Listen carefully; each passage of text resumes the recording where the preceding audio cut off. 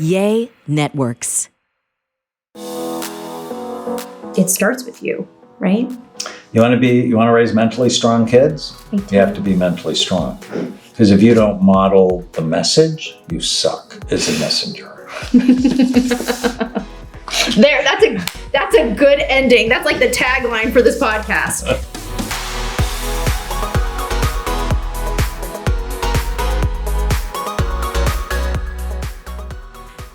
I'm so happy to be here in your new space. It's beautiful.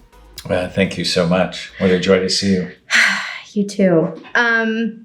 So before this, I was just telling you that I'm pretty much finished with a book, but I wish I had this book before I had London and Riley.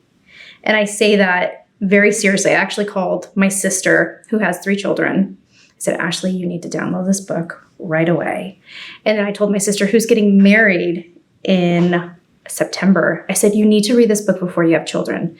And I really believe that everybody should go and get this book because, oh my goodness, I already started implementing some of the things that you're talking about in this book. And I'm going to share an example with you later, but it's amazing. So I wanted to start from the beginning on why this book, why now, and what is your relationship with Charles Fay? Kids are in historic trouble. And, every generation says that about their kids, except this one's true. The incidence of brain and mental health problems has skyrocketed. Anxiety, depression, 57% of teenage girls report being persistently sad. 24% have planned to kill themselves. I mean, this is stuff that has never been seen before in human history. And the way out is through relationship. The way out is through bonding and attachment with parents and brain health. And that's why I love this book so much, because Charles Fay, my co-author, is the president of the Love and Logic Institute, which I think, before this book, was the best parenting program on the planet, was actually developed by his father, Jim Fay. And when Chloe, our 20-year-old, who I'm so in love with, when she was a child, we used to always say to each other, my wife and I, that she's going to be the leader of a gang or the leader of the free world. That's what I say about my eldest. Oh my gosh. And what happened? Is there hope? So I think she's going to be the leader of the free world. Good. She works 5 days a week. She's going to college full time. She continues to get promoted. She's just an awesome human being that is completely responsible for her own life. And I think when I was a young parent, I did way too much for my kids. And I think that was out of my low self-esteem, that I would feel good by solving their problems. But what I came to believe is I was actually stealing their self-esteem, because you get self-esteem from being competent. And when you teach kids to solve their own problems, they feel good about themselves. Like, for example, if they come and say, Mommy, I'm bored. So many mommies go, oh, well, you could do this or you could do that. Go get a book. And rather than, oh, you're bored. I wonder what you're going to do about it. And then let them solve it, rather than you filling the void in them with your experience, your wisdom, your knowledge. Allow them time to develop it for themselves. I love that. I think one of the things that you taught me in my own parenting journey is to be curious.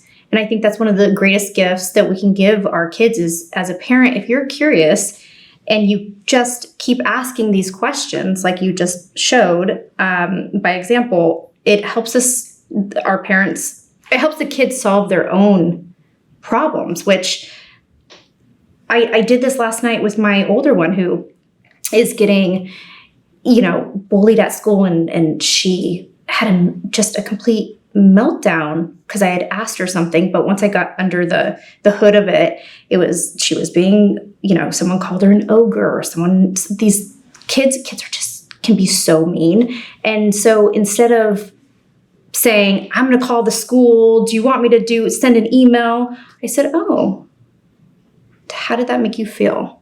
And then I went through the ants, right? I taught myself the ants, right? Because I'm reparenting myself at this stage in my life. And it was amazing to see how we were able to turn the situation around. So I say that because I know the tools that you have given me, working with me, and also that are in this book, they work.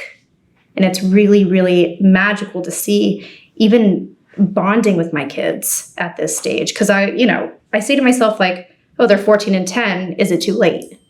And I think a lot of parents think that as well, and from what I take is that it's never too late.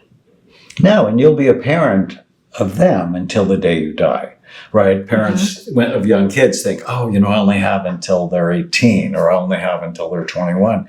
It's like, my mom still parents me, and she's 92 years old. So I think better to start early. And whenever you get this information, now's the time to start. Right. And I love what you said. Be curious, not furious. So rather than overreacting in a situation, just take a step back and go, I wonder why that happened. And if you can detach from the rage you feel inside. As a parent, as a mama bear, right? Yeah. And just get curious and teach Riley to be curious. I wonder why they said that. Yeah. And then, of course, teaching her to kill the ants, the automatic negative thoughts that steal your happiness. One funny example, Chloe was at work when she was a hostess, and this really difficult person came up and demanded a table now, and she's got the will of steel. And so she's very kind, didn't let him sort of get in front of other people.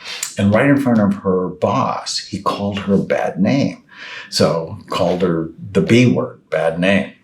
And Chloe looked at her boss and she said, he's not wrong.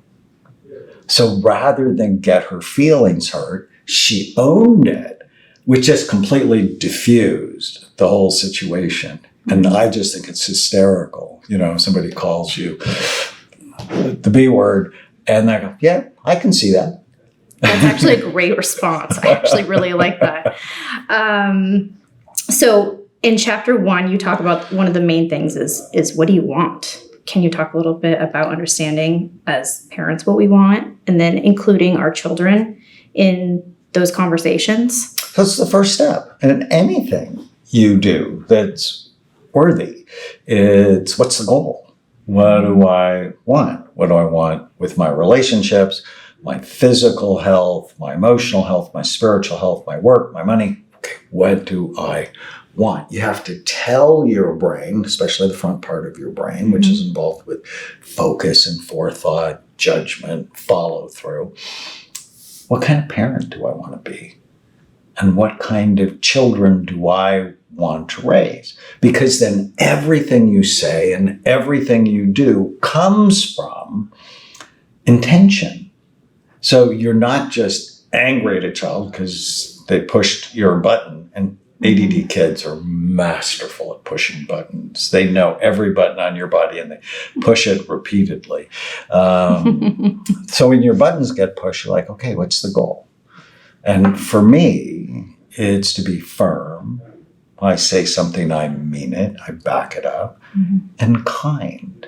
And if you just remember those two words, almost all of your decisions as a parent will be good, firm, and kind. I've been doing that a lot lately. And I want to be present. My dad was gone my whole childhood, which meant he didn't have any influence over me. There's a part in there, how to make your child a Republican, a Democrat, or anything you want. Yeah. And basically the idea is about influence. And bond, right? And bonding, spending time with them. You have no influence without connection. Yeah. I I see that everywhere, not only in my relationship with my children, and other parents around me, but it's true. I think back to my childhood, and I had a really good bond with my dad. You know, I really did. I see how he pops in my head throughout the day or throughout my life, or when I'm making a big decision, I'm like, wait, that wasn't my thought. That was my dad. And it's true. So I appreciate that so much.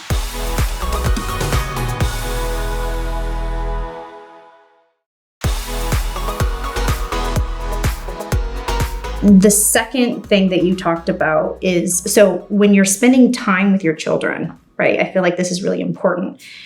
How do you go about spending quality time? Because when you bond with your children by spending quality time.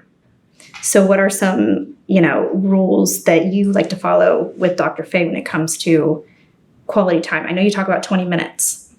So the first thing is know what you want. Mm-hmm. So goals. The second thing is bonding, mm-hmm. right? This is the way out of this mental health crisis that we're in. Hold the screens, like don't give them screens, because the evil ruler will steal their soul.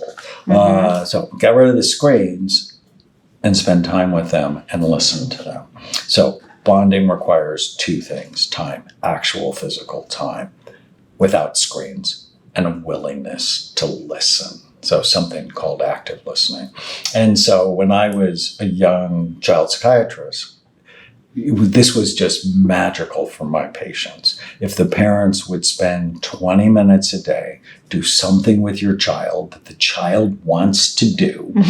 And during that time, no commands, no questions, no directions. It's just time to not boss them around, but to be in their space and let them unfold. And parents go, oh, but he won't say anything. Well, then you don't say anything. Right? At some point, somebody will get uncomfortable and they'll talk. Right. And then when they talk, don't use it as an excuse to pour your wisdom down their little brains. It's just repeat it back and listen. And, can you imagine when you were little? You're one of how many? 3. I'm the middle child. Yeah, me yes. too. That's why we get along so well. I'm one of 7. Okay, well, and quite frankly, nobody listened to me growing up. Nobody was really that interested.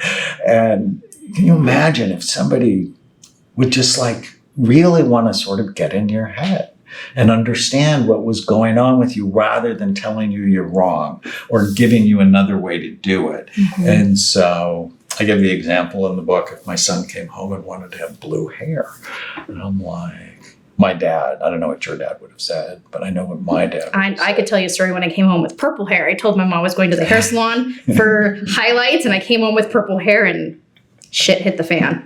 But please carry on. Now, if I told my dad I wanted to have blue hair, he'd say, there's no goddamn way in hell, as long as you live in this house, you're going to have blue hair. But what does that do? It stops the conversation or it starts a fight. Active listening, which is what therapists do, is just repeat back what you hear and then shut up.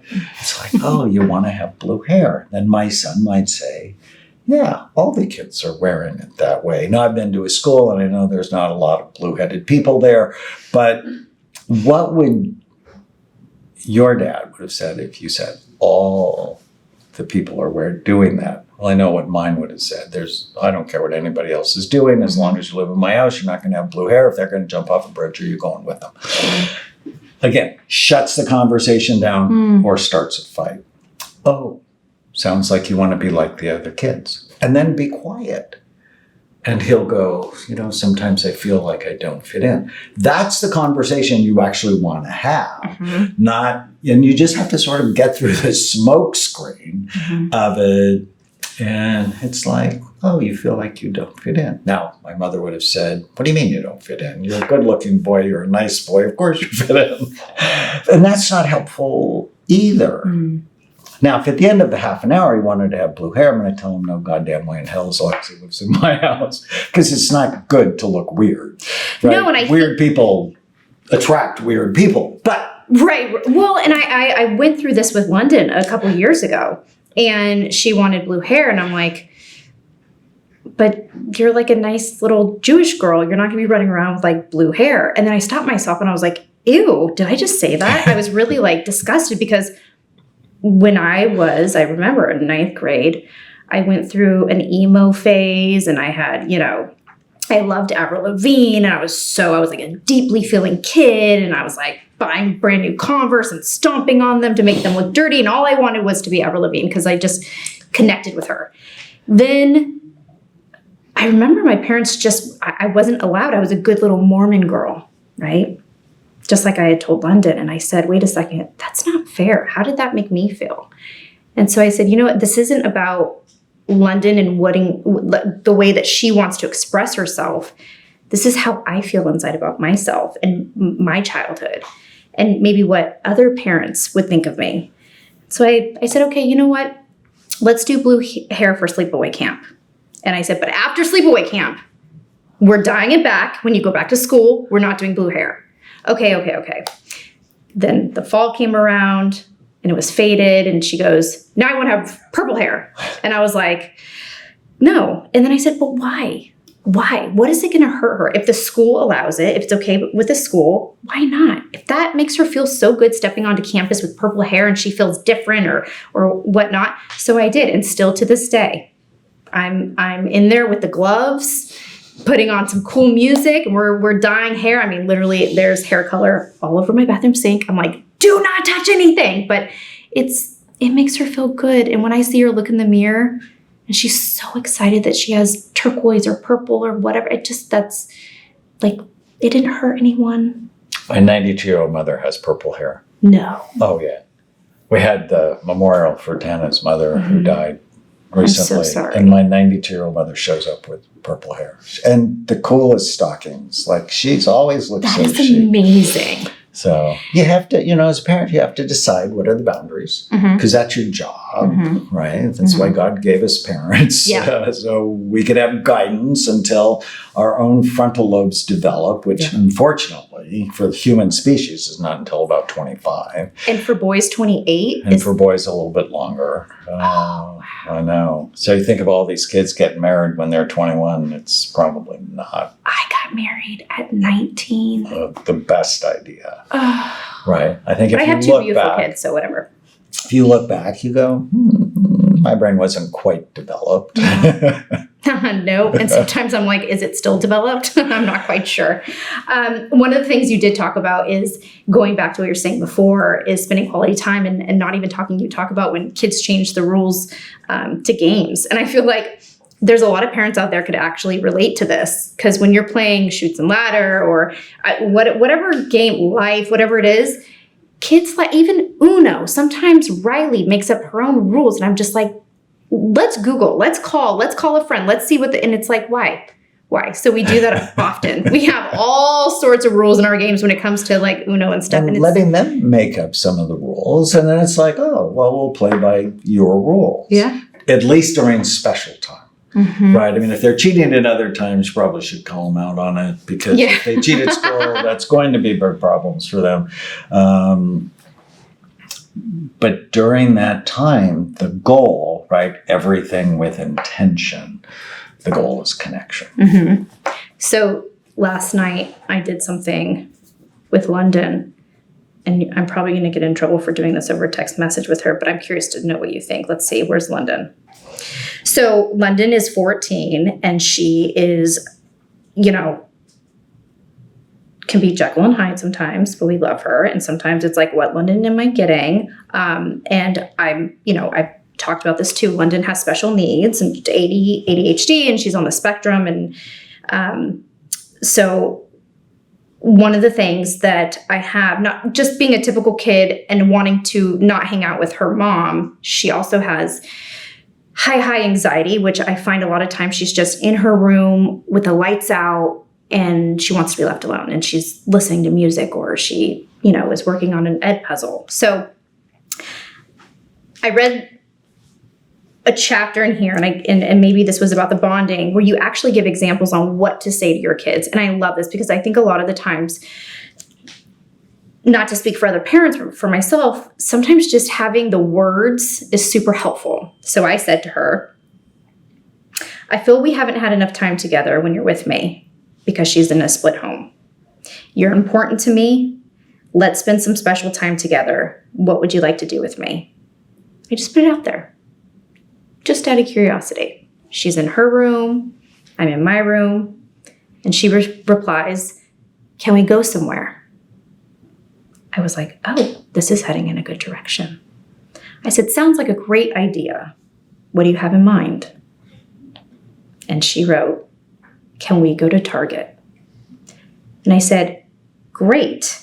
Any other ideas? Because I'm thinking at this point, I don't want to pull out my credit card. I don't want to pull out cash. Like, I just want... Well, it's 20 minutes. It's like, what can we do in 20 minutes? Right. Right. So she goes, I've really been wanting to go to the Grove in Los Angeles. I said, is there something we could do together for 20 minutes that could be our special time? Anything that requires not getting in a car. And then she stormed in the room. She goes, I'm in the other room. Why are you asking me this? I said, because I want. She goes, and then because at that point she had been bullied during the day, what I realized that she wanted without telling me that she wanted to tell me about her day. And so the tears came, and the once I got under the hood, right, I peeled back the onions, it was she wanted 20 minutes of time when at that point Riley had come in, got in my bed, and she just, Riley, get out of the room. And I said, okay, Riley, I need 20 minutes with your sister. And we sat and we talked for 20 minutes. It was the most beautiful 20 minutes. I mean, that's all I wanted. I said, you want to get in bed, which she's like, doesn't want to be in my bed. Do you want to go for a walk? She just wanted to tell me about her day. That's it. could you imagine if you did that every day and she felt like that was her time with you? It's like money in the emotional bank.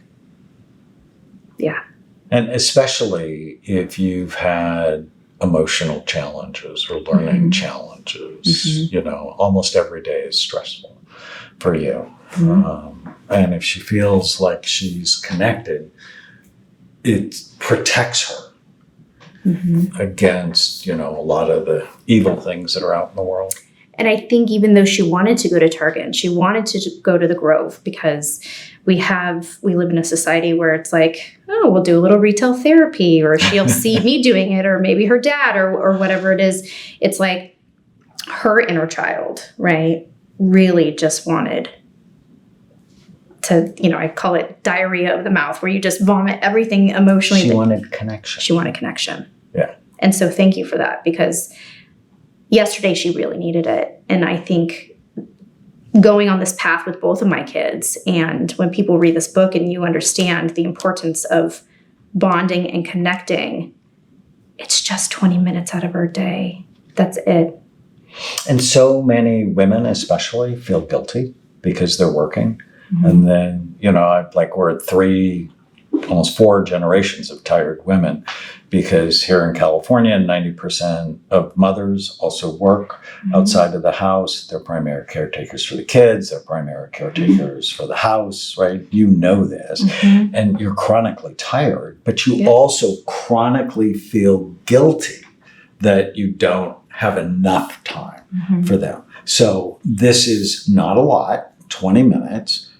And if you do it consistently, you get more attached. And it's this attachment that is protective, unless you've not done your own work and you have a strong negativity bias where you're focused on what's wrong about your life, the kids, then that time could be stressful for the kids. So I always say, and you've done a really great job of working on yourself, and so that you don't have to leak all over the kids. Yeah. And it happens. I'm human. There are days where I'm like, okay, you know what? I need a timeout.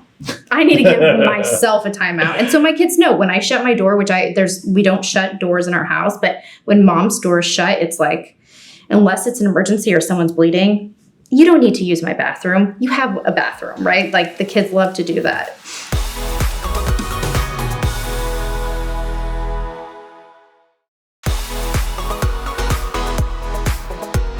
Let's talk about rules. Yeah, the left side of my brain goes in order. Clarity, goals, bonding, rules. It's like we live in a society of rules. And I think it's okay for families to have rules. And in Love and Logic, there's only one rule. Don't make a problem. Love that rule. But the rules I need I that posted, as sign in my house. the rules I posted in my house, if you have a tantrum to get your way, the answer is no. It's always going to be no. Go for it. It's so important not to reinforce bad behavior because you feel embarrassed or anxious or uncomfortable. Yeah. Right? If your child has a tantrum to get their way and you give it to them, you've just taught them, this is how I get my way. So if you have a tantrum to get your way, the answer is no. It's always going to be no. Go for it. And the go for it part is, I'm going to be okay either way. Rather than, I'll be so upset, I'll be angry. And the tantrum will pass, because I think for me, a lot of times, my kids are relentless. They'll just, and all kids are, they'll just keep coming back and asking and asking. It's like, I think you give an example of going to a toy store or running into, say Target. I know this is not sponsored by Target by any means. I just want to put that out there. But if you guys want to do a deal, please call. When you're, your 3 or 4 year old or 5 year old or 6 year old, whenever that is, they want something and they cry or they throw themselves or they literally have a tantrum and then they put themselves at danger of flipping out of the cart, which I think I've had experience with. It's like, what do you do in that point when you're at a store and your kid's like, well, I want that toy. And it's like, no. What would you say? And if you have a fit, we're going home. And then you have to take them home. And often for kids where that's a trigger for them is tell them ahead of time before you go in the store. Don't beg. And I need, give them sort of the rules, like stay close, don't beg. If you're really good, parents usually get kids a little something. But as soon as you start acting up, we're going home. I've had to do that and then grocery stores. There'll be a consequence. Yep. And I love this because I learned it from Charles in Love and Logic. You don't have to give them the consequence right away. You can go, there's going to be a consequence. I have to think about it. Because that way you're not disciplining them when you're angry.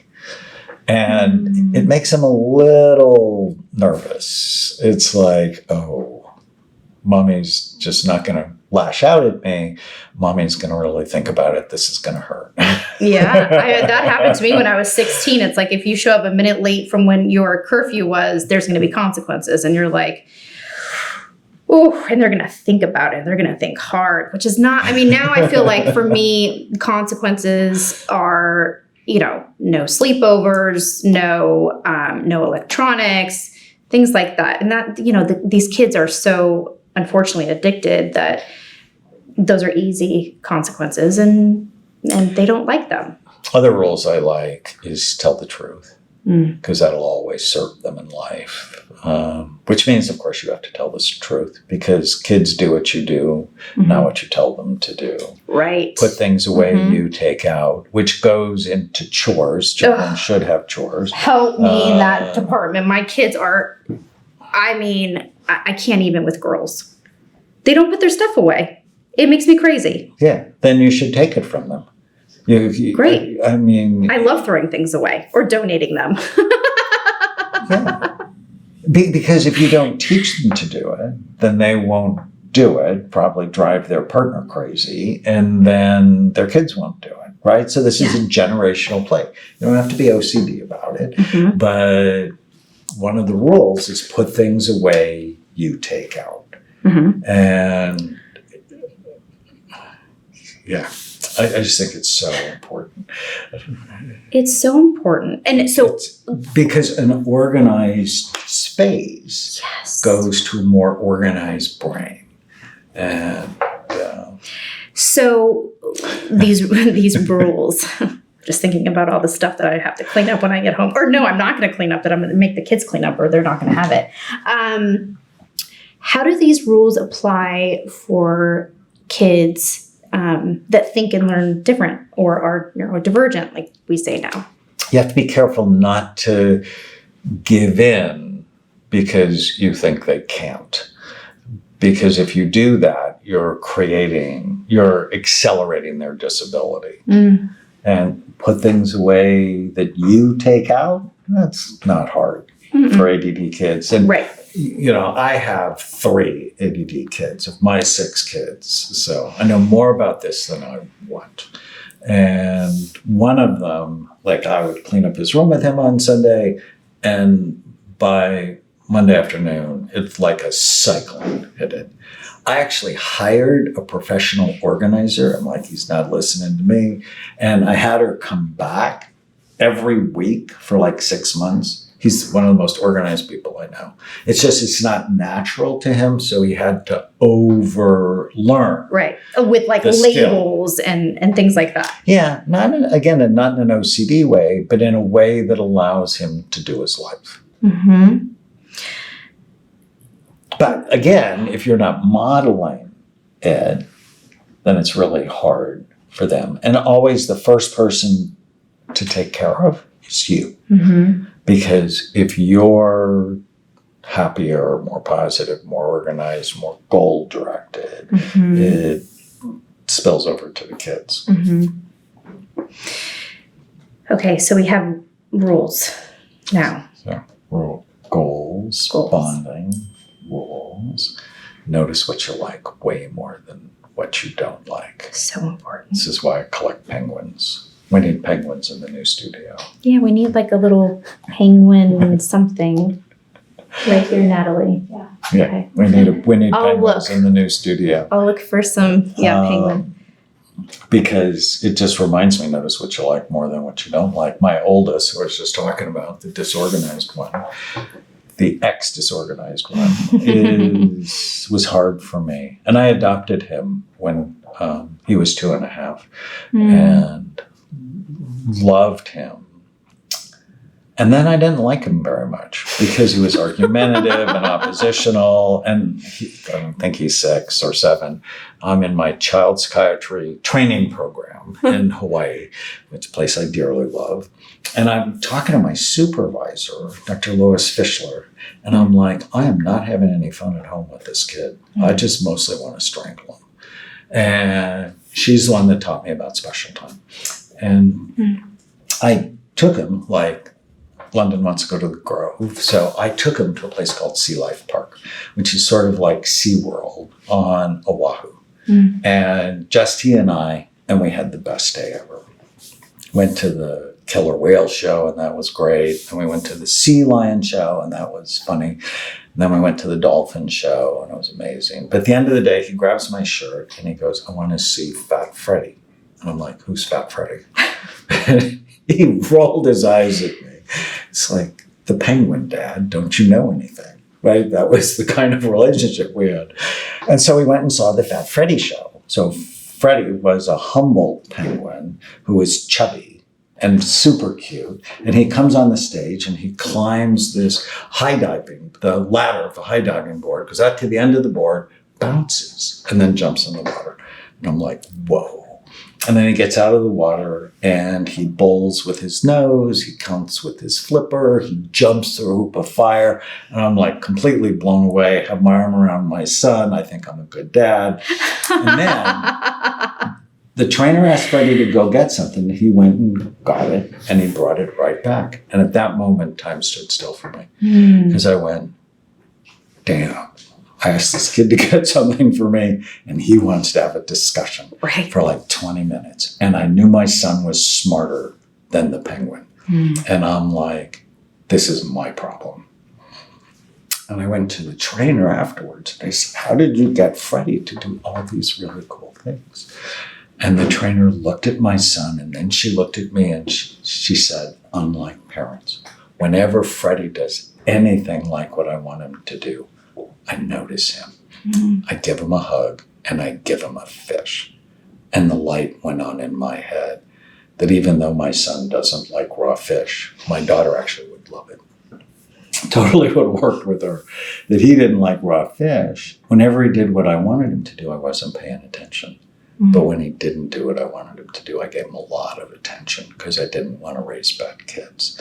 And you grew up Mormon, I grew up Roman Catholic. There's a little bit of this hellfire damnation in both of those religions. And I was paying attention to the wrong things. And so I collect penguins as a way to remind myself to notice the good things about the people in my life more than the bad things. What do you think Freddy would have done if he was having a bad day? Like a couple of weeks later, I went to Marine World. It's in Northern California. I love sea animal parks. And I went to the killer whale show. And one of the killer whales, there were two of them, just did everything the trainer wanted him to do. The other one didn't do anything. And so she sent him to timeout. And after the show, because the show ended early, she goes, anybody have any questions? And I came down and I said, I have a question. You're going to think it's a really terrible question, but I'm serious. Why didn't you take a big stick and beat the whale? Because that's what parents do. And she looked at me like I was the dumbest person on the planet. I mean, she didn't know I was being facetious. Yeah. She said, if I would have hurt the whale, he'd have never performed for me again because he wouldn't have trusted me.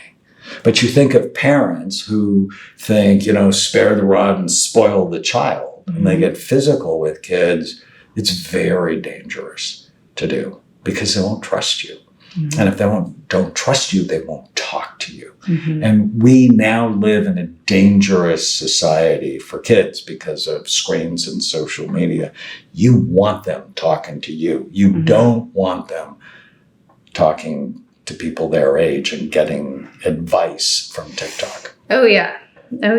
That happens every day when I pick up London from school. I hear something. It's like she's going through sex ed and it's like, whoa, do we have to go there? And then I'm like, wait a second, because she'll start asking questions and really important questions. Of course, I want my kids to, get the right information about sex and what's appropriate and what's not appropriate, down more than ever, because all they have to do is go on YouTube or ask the wrong person. Or get somebody else's phone. If you have parental controls on their phones, that's important, and you should. And most of them should actually have flip phones, not smartphones. Where do you even buy a flip phone? You can buy a flip phone lots of places. Really? Yeah. Okay. And flip phones, you can have contact with them, but they don't have immediate access to hardcore pornography and predators and constant comparing why their life is terrible compared to all the fake people in the world.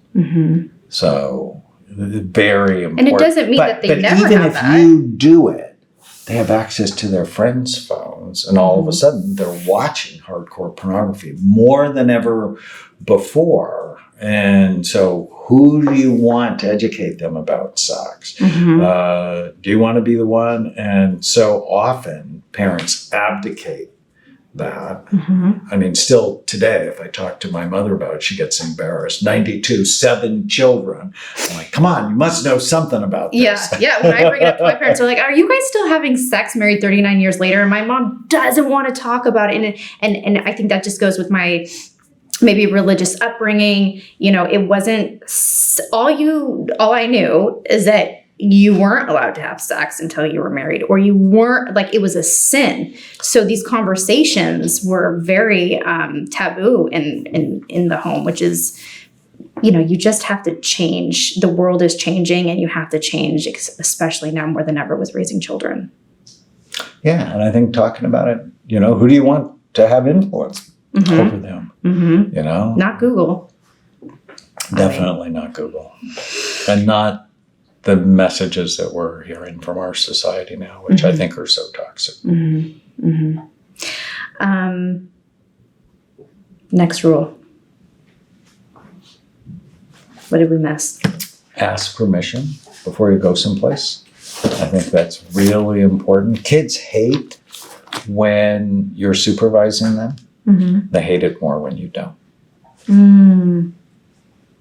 Gives them safety, makes them feel safe. Yeah. And, now there are apps we can track them and know how fast they're going in a car. And Right. I'm like, you were going 85. I'm not happy about that. So. Yeah. So, and then discipline. Discipline comes from the Greek word disciple, which is to teach. And I often say parents should be like great teachers or great coaches. And I've been blessed. Did a little fun work with the Miami Heat last year. And Eric Spoelstra just signed a $120 million contract as a coach. He's just he's a historic coach. And he notices what people do right. And he teaches them when they can do better. Bad coaches notice what you do wrong, and they never let you forget it. So when you think of good parents, they notice what you do right, and they teach you when you can do better. So, rather than belittling someone, it's like, I'll let you know the consequence. Well, I know that there are a ton of really... Oh, look it. I turned to ant eliminator form. I think this is what I need today. And by the way, these principles apply to reparenting yourself. I'm not joking. So when I was reading this book, not only was thinking about my children and how I want to continue to raise my kids, but also myself, because it starts with you, right? You want to raise mentally strong kids? I do. You have to be mentally strong. Because if you don't model the message, you suck as a messenger. That's a good ending. That's like the tagline for this podcast. Guys, run out, get this book, Raising Mentally Strong Kids. It's amazing. It will help you. You can thank us later. And thank you so much to my dear friend, Dr. Amen. And tell everybody where they could follow you. I'm sure you were my first person on my podcast. But again, for anyone who's tuning in who hasn't heard the first podcast we did together, where can they find you on social media? So doc_Amen, TikTok, Doc Amen, and find out about our work in our clinics at amenclinics.com. So Amen like the last word in a prayer, clinics.com. Great. Thank you so much. You're so welcome.